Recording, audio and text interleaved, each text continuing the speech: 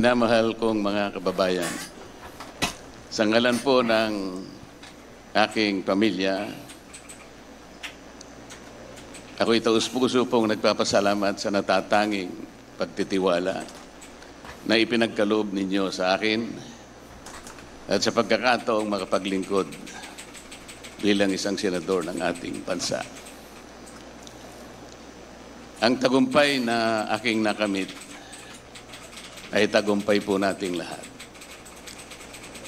Para sa akin po, ito ay tagumpay na rin ng pag-iral ng demokrasya sa ating bansa. Isang panibagong yugto na nangangailangan ng nagkakaisang pagkilos para sa kabutihan ng ating bansa. Ang pagtitiwalang ito ay hindi lamang katuparan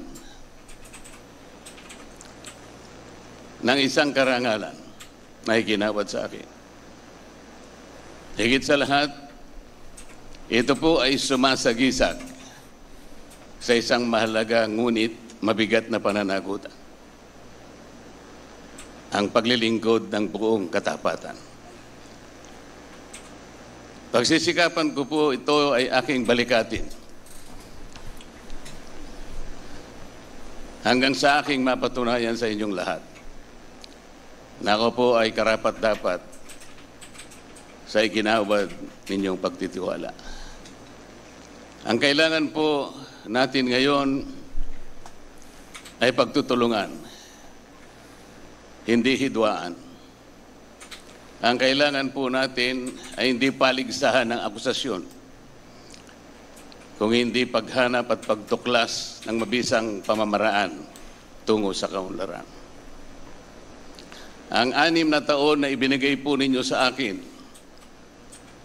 ay hindi tungkol sa paggamit ng kapangyarihan, kundi sa pangingibabaw ng tapat na paglilingkod na inaasahan at inaasam ng ating mga kababayan. Hindi po ito tungkol sa pansariling kapakinabangan, kung hindi ito ay sa kapakanan at interes ng bawat isang Pilipino. Maraming salamat, Chairman George, at sa buong kawani at mga opisyalis ng Komisyon ng Halalan.